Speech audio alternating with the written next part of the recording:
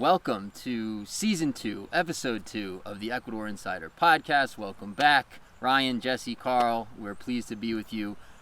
It's starting to rain. We're set up outside. We'll see how it goes. Yeah. It's We're going for it. We're going for it. Yeah. It's rainy season in Ecuador, and this is the afternoon when rains tend to happen. So we'll see how long we last. But we're excited about today's show. We want to talk about areas today. We want you guys to really have a good sense if you're thinking about moving here.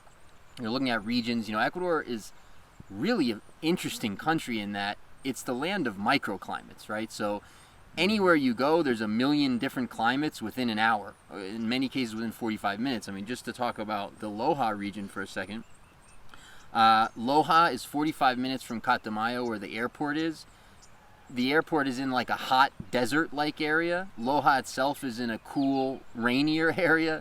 Then you've got Vilcabamba 45 minutes away, where we are now, kind of eternal spring, summerish area. Then we've got, the Orient an hour away, where it's rainy and humid. So we're going to kind of run you through all these regions, talk about the pros and cons. I'm sure some other subjects will come up as well.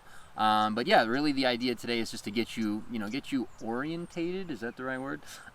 Oriented? Educated on some of the different regions, at least in our area. Maybe we'll touch on the rest of the country briefly and take it from there. So again, thanks for joining us. Thanks for tuning in. We are Abundant Living Ecuador, a real estate company based out of Loja area in southern Ecuador and the southern Andes.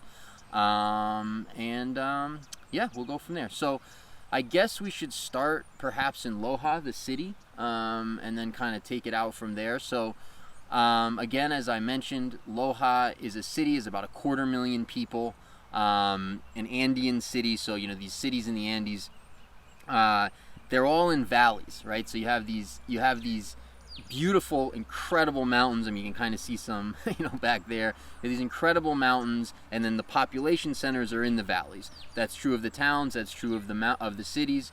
So Loja is kind of this long, narrow city of about 250,000 people, surrounded by these incredibly beautiful green mountains. It's around 6,500 feet in elevation.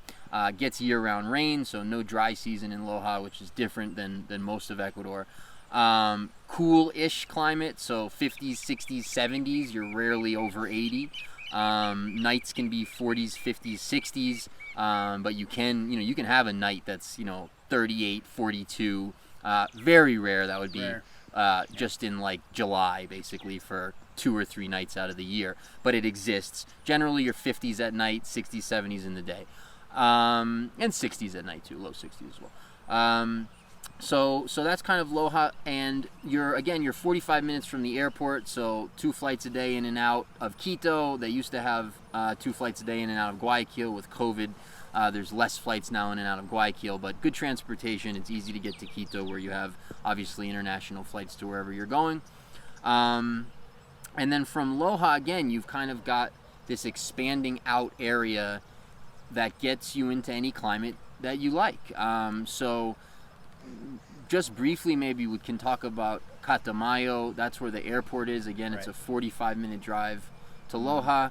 That's sort of a hot, like desert-like climate. Yeah. Also interesting thing about Loja, you're above the mosquito line. So like where we live here, where we are now in Vilcabamba, we're around 5,000 feet. Loja's around 6,500, 7,000 feet. Here we have bugs. Loja, we don't. The bugs here are light. It's not an intense area at all for bugs. Although I am getting eaten up right now on the elbows, yeah. Got a couple going. You too. So it's like person by person. Like, I haven't felt one, but you do have biting bugs here. They're not intense. I would say they sort of come and go. So like a handful of times a year they'll be semi-intense, and then I'd say most of the year you hardly notice them at all. Right. But then Loja, you're above the mosquito line. Catamayo, not a particularly beautiful area. Loja, the city itself, I wouldn't describe as gorgeous either. Like the surrounding area is gorgeous, and there's very pretty parts of Loja. Yeah, some nice districts, some nice streets, and cool restaurants, and a nice vibe on a few different stretches of the city streets. Yeah. Mm-hmm. Yeah, it's known for that too. Like it's known for its music scene and artists and things like that. And it's like an extremely livable city. Yeah. Like as far as livable cities, I would rank it number 1 in Ecuador by far. But it doesn't quite have the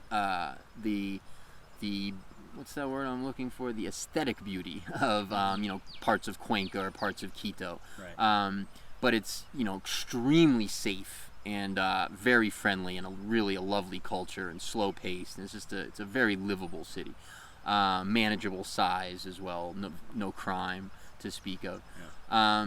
But yeah, then you get into like Catamayo, not as pretty. Almost a desert. So you have about 8 months, I would say, in Catamayo without rain, about 4 months or so of green, and hot. You're in the 80s most of the time there as far as your daytime high, and that's again 45 minutes from Loja.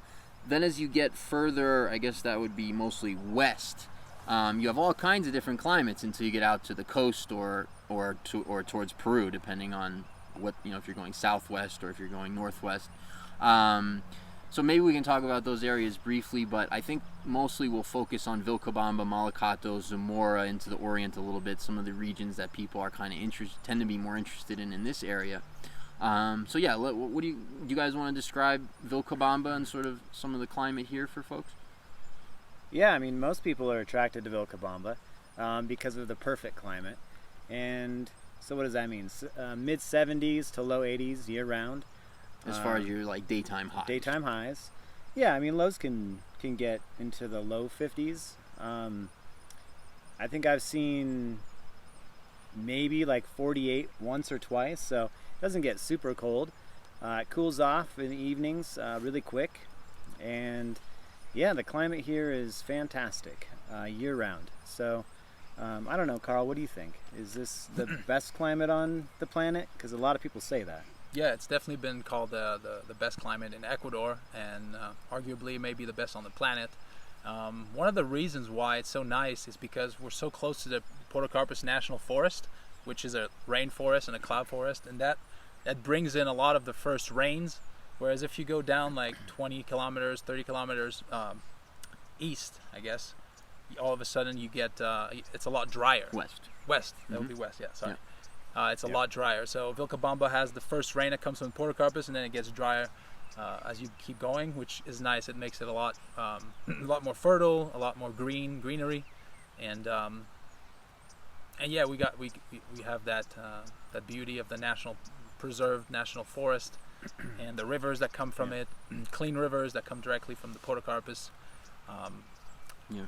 And I don't know how true it is, but I've heard that the what do you call it, like the air gets rained on a couple times coming out of the Amazon until it reaches here. It gets rained on in the Podocarpus, so we have like the cleanest air on Earth as well, because everything's flowing over the mountains from the Amazon, so not a lot of pollution. Yeah, I mean, I know that all the weather in all of this region comes out of the east, comes out of the park.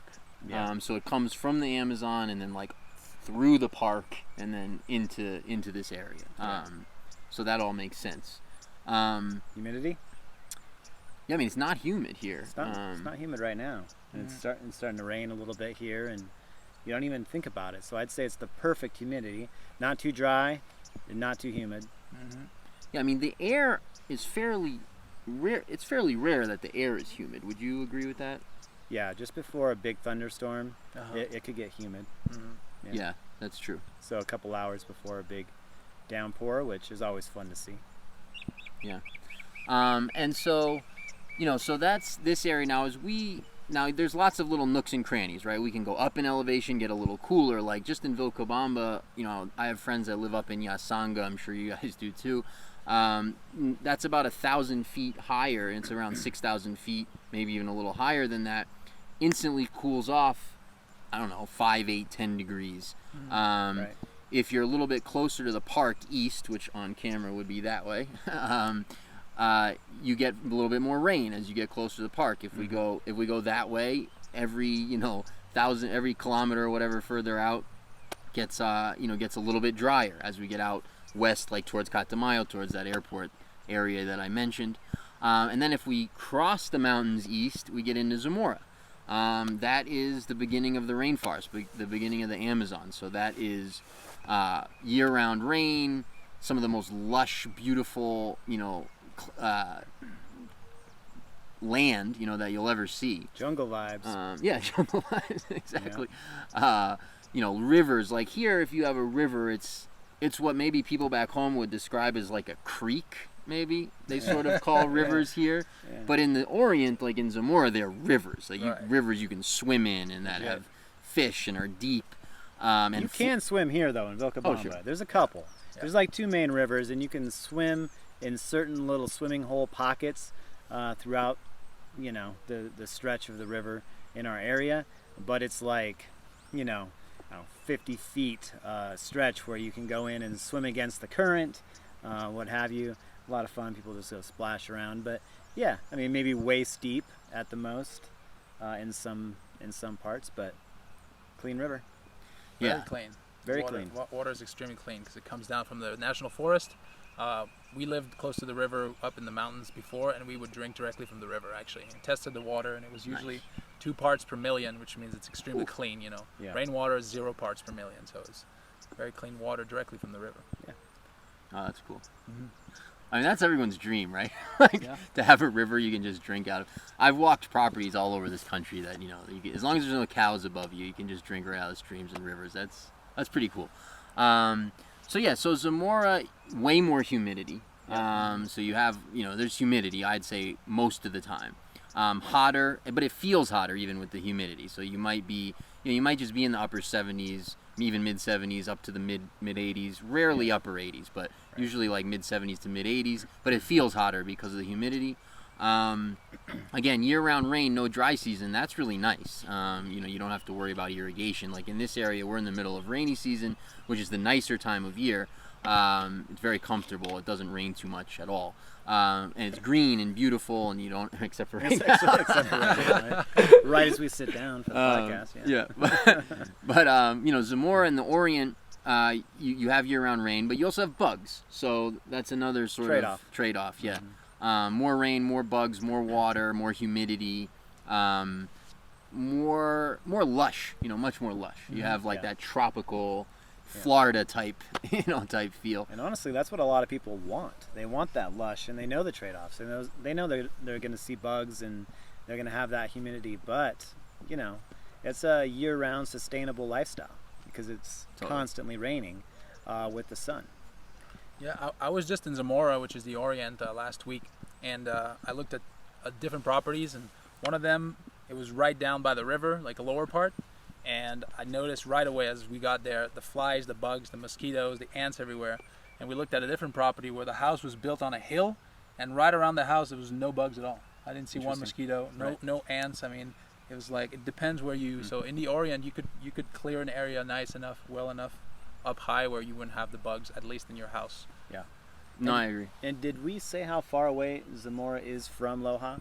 Because that's one of its strengths, is it's actually only like an hour 20 away from Loja, tops maybe, an hour 10.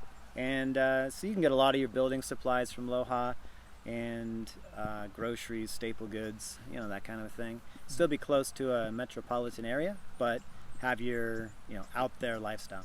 Even Loja, I mean, even Zamora as a city has a lot available. Like, it's not a small town. No, it's like, it's got big markets, it's got nightclubs. I mean, it's got different things. You can buy building material there too. Sure. For sure.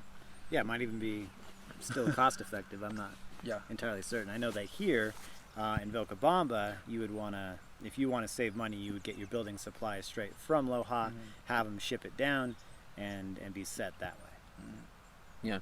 Yeah, I mean, the other thing too, when you're talking about these areas, like obviously the climate is one thing, the landscape, dry season or not, amount of rainfall, quality of air and water, all that's A+, no matter where you are. But then the other thing that's really a consideration for people is, do you want to live with other foreigners or not?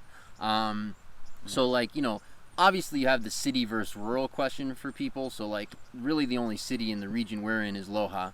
Again, I think it's a great city to live. I lived there for years. I prefer rural now at this point in my life, but if you're looking for a city, I mean, I think it's, again, couldn't be a better place to live as far as cities go. And there are some expats in Loja, and that's increasing at a very rapid pace actually at this point. So there is some expat community in Loja. It's still small, but it exists. And then you have Vilcabamba is the other place where expats really live. Right. in Vilcabamba, there's a large number of expats. So you don't, if you want to come here and not speak Spanish, Vilcabamba is really the place to be. Yeah. Once you get further out than that, it's a scattering of people who speak English or don't speak speak other languages than Spanish.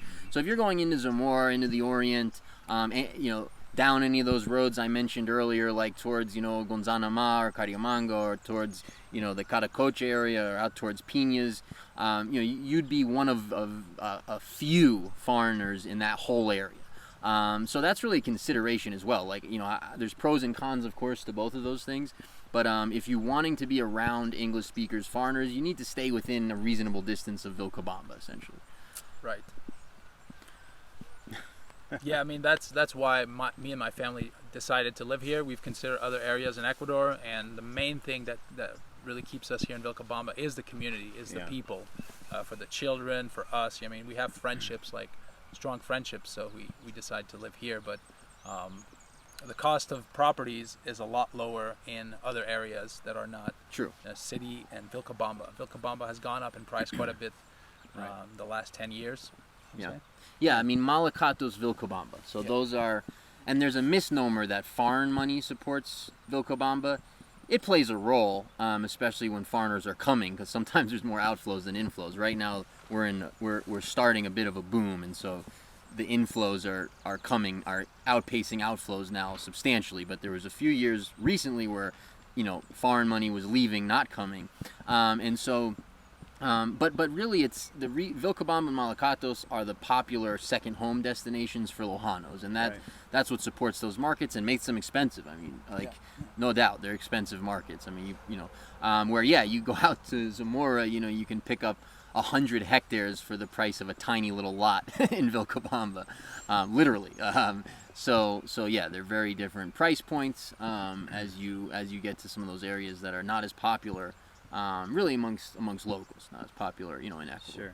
And maybe you're watching from, America, Canada, Europe, wherever you're watching from, you're probably considering moving to southern Ecuador, right? And Vilcabamba is a great place if you desire to be in an expat community, where you can have a social life, where you can get together with people, have a meal. There's a lot of social gatherings, people do game nights, people get creative, and they have fun here. And it's not just, retired folks here. We're in our 30s. There's a lot of people in their 30s, 40s, 50s here. 20s, yeah, even people in their 20s, right, that have moved here. It's a very diverse expat community in Vilcabamba, and I think that's one of its strengths, along with clearly the weather, the perfect climate, if you will, clean air, organic food, the culture. So that's a price you have to pay, a little bit more for real estate, but you're really in a prime area. What's your take on expats moving to, let's say, Zamora and some of these other areas and making them more, desirable and more expats? Yeah, well, I mean, that'll happen over time, Yeah, and it's already started in some places, but you're a bit of a pioneer at this point. Like, one of my favorite places in Ecuador is Zumba, which is about 3 hours or so from here, all the way south, relatively close to Peru. Very close as the bird flies, but I think it's about an hour in the car from Zumba to Peru. But in that area, it's in the Orient, and so you have all the qualities of the Orient, but you don't have the humidity. You have very similar humidity to Vilcabamba, probably slightly more humid, but nowhere near the humidity or the bugs of like Zamora and places like that. But yeah, I mean, I think in that whole area right now, there's like 2 foreigners maybe, or 3, or something 3 like that. foreigners or something like that. We just started working there very recently. I think it will be discovered now because it's amazing. But yeah, I mean, you're still kind of a pioneer in a lot of these places, but that's fun too. That's really fun. It's like if you come to these areas where there's established expats, it's more comfortable, right? It's a much more comfortable transition. Right. You don't have to learn, it's not as critical that you figure out the language and the culture super fast, and a lot of the systems that make sense to you are already in place.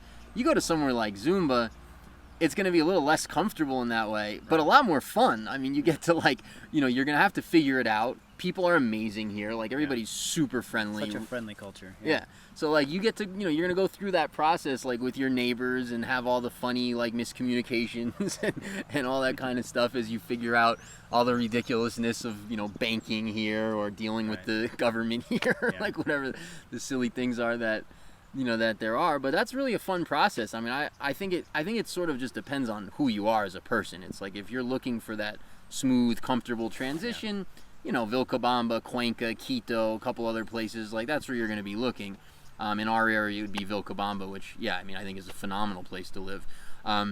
If you're more adventurous and you want to get out there and sort of homestead or get off grid or get self-sufficient or just integrate totally like into the Ecuadorian culture, I mean, there's places all over for that. And, we work in a lot of them. We spend a lot of time in these areas and they have a different vibe because they're sort of more isolated and less touched, and so they have that sort of more like old school traditional way of doing things, and they don't have preconceived notions about you as a foreigner because they haven't really interacted with foreigners too much, and it's cool. Yeah, and Zumba is 3 hours south here of Vilcabamba. You're looking at about 4 hours south of Loja, 4 hours 20 minutes from the Catamayo airport. So it is quite a bit further south, but land is still very, cheap in that area, and it's beautiful. So, on our website, you can definitely look at our current listings. We're looking to get more properties there because people are really interested in that area, along with Zamora. So we're seeing that people, will pass on having an expat community because they really are interested in the land and the beauty of Ecuador. So.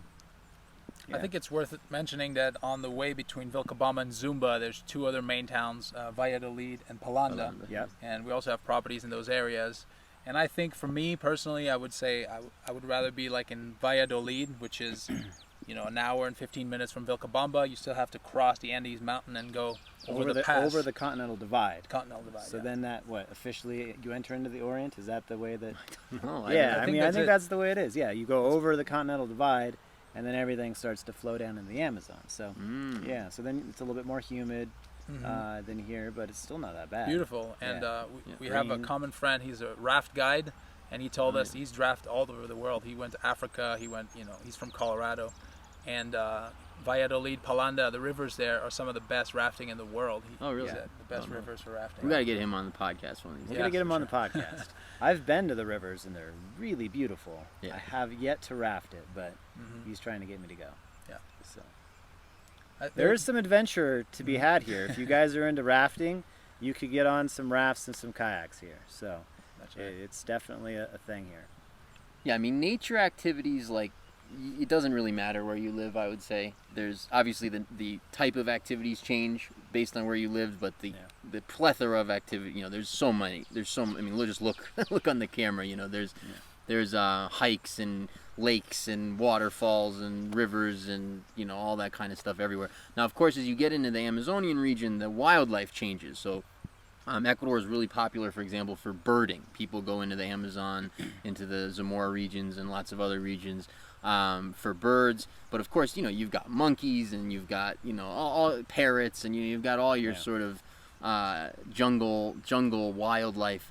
In this region, you wouldn't have as much of that, although as you get towards the park, you actually do get some of that spillover on this side. But yeah, I mean, the nature wildlife stuff you can really find anywhere. And you can find it in Valladolid because on our website you could check out the 5-hectare listing that we have. And in that video there and some of the pictures, there was a parrot at this house and it was just chilling out. I was like, what, is this for real? And it was just a wild one apparently. I think they probably feed it, but I was able to like pet it on its head and stuff. And he was talking back to me. I was talking to him, and it was a pretty cool interaction. So, definitely cool wildlife. Yeah, I was on my way back from Zumba one day in that same area, and the kid was walking by with a parrot on his shoulder. And that was pretty cool. But also on a property that was briefly on the market, but is now off the market, but is in Loja, which is next to a property that I own, which they had always told me because it was very close to the protected forest that went all the way to Zamora. They always told me that we have the wildlife of the Oriente. I kind of half believed them, because I had never seen any of it. But yeah, one day I saw like 5 or 7 parrots all together. Just beautiful, like the bright green with the red, and they were singing and really amazing. There's monkeys as well out there. So did you see Pedro posting about the monkey that was seen there? Yeah. Yeah. So is that the same? Yes. So it is the same region. Yes, that's the same area. Yeah. I thought it was. So there's some confirmation. We do have monkeys in the Loja area. Yeah. One was seen. Yeah. No. I mean, on where I am, like all the neighbors told me, yeah. But I just haven't seen them to date. Bears. I've seen bears, small ones. Oh, okay. Yeah. One thing to note about this region compared to the Oriente is here we do have forest fires once in a while. I would say at least once a year. Sometimes there's a fire, and whereas in the Oriente that would never happen because it rains so frequently that it could never actually, catch on fire. So kind of a big difference. Sure, yeah. People burn crops like before they plant. I think it would be like pretty much like October thereabouts. People are burning crops, and occasionally they get out of hand. Yeah. And, right. Yeah. All right. What else? Where are we going from here? We're 26 minutes in. We can't be out of material already. What should we touch on? So, let's see. We talked a little bit about the different climates. So I've done some traveling recently. I know that these guys have done some traveling as well. I can talk a little bit about some of the other regions. I mean, we work mostly in the south, obviously. The south, for me, is the best place in Ecuador for a myriad of reasons I won't get into right now. But there's some really interesting areas in the coast, which actually we're considering getting into as a company as well. Obviously, there's nice stuff on the beach. Ecuador has some of the cheapest beachfront in the world. The southern coast is dry, and then the northern coast is humid. So very big difference there. So if you get up into like Esmeraldas in that area, you got like jungle behind you and then beach in front. You get down into Manabí and then further south into Guayas, you've got very desert-like conditions for a good chunk of the year. But then as soon as you get inland off the beach, off the ocean, much of the country on the coast is incredibly fertile, and you have sort of similar conditions to the Orient in this region. Similar prices as well, so very inexpensive in comparison to much of the world. More flat. So, I mean, the Orient is also a bit flatter than this area. That's something we didn't mention. So, we're in the Andes here. These are the mountains. Like this, this field behind us is kind of rare, like to have this sort of really flat, areas. Now, obviously they exist, and most properties have some flat on them. But you see those mountains in the background. That really characterizes the what they call the Sierra. The middle section of Ecuador, the mountains. The coast is much flatter. So I was on the coast for about 5-6 weeks recently and exploring a lot of properties. And a lot of properties, people were telling me, it's very steep, and I'm looking at it and I'm like, it's flat. I don't know if that's flat. So what they consider, what we consider flat here, I thought was crazy coming from the States. I'm like, that's not flat, but here they say flat. On the coast, what they consider steep, we consider flat here. That's funny. So there's some interesting areas there. It tends to be very hot and humid. So it's not super comfortable to live. It really isn't.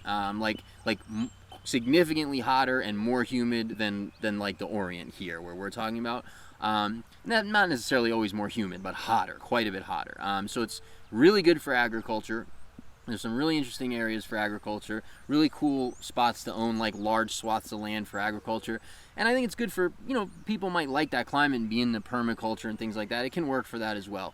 Not quite as pristine necessarily as the Orient in this area, but it's interesting. Then as you get, the Orient is really interesting all up and down. I think we may start working as a little bit further north as well in the Orient, but really all up and down, the Orient is interesting. Again, I prefer the south. It tends to be a little less populated, a little less expensive, a little cleaner, a little more pure. That's kind of like why we focus more on the south and more in the mountains and off the coast. The north of the country is much more developed, so Quito and that whole surrounding areas all the way to like Ambato and other places, much more developed, beautiful. You have all sorts of beautiful areas, higher elevation, cooler weather. What are the other interesting things? I don't know. I haven't been to the Galapagos. You guys? either. No? No. None of us. Oh, that's terrible. Yeah. I've been to the poor man's Galapagos. Was Isla de la Isla de Plata. Yeah. Oh, yeah. They have some of the similar fauna and flora there. Right. Yeah. But Yeah.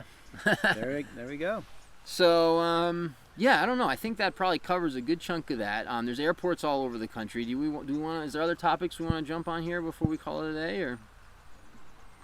Well, I mean, why don't you guys leave in the comments what it is you guys want us to talk about next? If you want us to cover a few different topics in one video, I mean, we're more than happy to, cater to what you guys want to hear about. Very good. All right. Well, wow, in and out, 30 minutes. Well, thanks, guys, for tuning in. Episode 2, Season 2 of Fun and Living Ecuador. Ecuador Insider Podcast. There it is. We hope to, again, be with you every week. Yeah. And we'll cover as much, cover a wide variety of subjects, whatever we think of. As Ryan said, leave it in the comments, stuff you want to see, hear about. We're also pumping out educational content. I think Ryan just put out our first new video this morning on cost of living. Yeah. So check out the YouTube channel for that. We're reworking the relocation guide, so check for that. The blogs are going to start getting updated as well, so the educational content should be coming fast and furious here. I gotta leave you with this: if you're thinking about Ecuador, do it now. If you've watched me over the years, I've never said that before. I'm not like a buy now guy. That's not how I roll. But I've watched the market here for a long time, and the dynamics have changed dramatically, and prices are going to start going up here in a significant way right now. Over the next 6 months, year, you're going to start seeing dramatic change.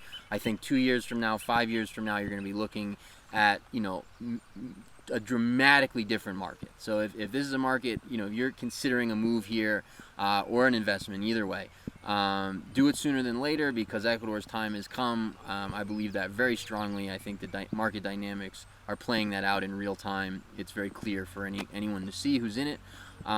So yeah, I just want to leave you with that. If you are on the fence, or if you've been thinking about it and you're worried about price point, sooner than later is my advice to you. Yeah.